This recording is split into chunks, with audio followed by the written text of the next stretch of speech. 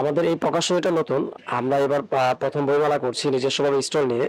তো এই হিসেবে আমাদের অনুভূতিটা অন্য সকল তুলনায় আমাদের একটু ব্যতিক্রম অনুভূতি। আর দ্বিতীয়ত হলো গিয়া আমাদের বইমেলা উপলক্ষে বেশ কিছু নতুন নতুন বই আসছে।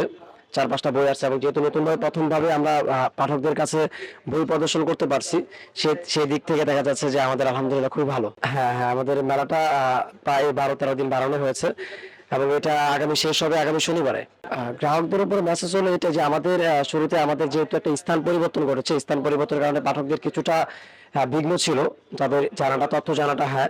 পরবর্তীতে আশা করি সবাই পোস্ট প্রচারণার মাধ্যমে এটা জানতে পারছে। পাঠক আসছে, দেখছে, কিনছে। কেউ, কেউ তাদের উইশ লিস্টে রাখছে। আশা করি অন্য কোথাও থেকে সংগ্রহ করবে ইনশাআল্লাহ।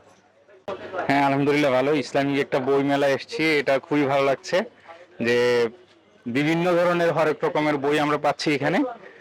বিশেষ করে ইসলামিক মননশীলতার যে বইগুলো, এগুলো খুবই ভালোভাবে এখানে ফুটে উঠছে। তো আমার কাছে মেলার যে পরিবেশটা খুবই ভালো লাগছে, একদম নিট অ্যান্ড ক্লিন যে পরিবেশটা, এটা খুবই ভালো। আলহামদুলিল্লাহ, থ্যাংক ইউ।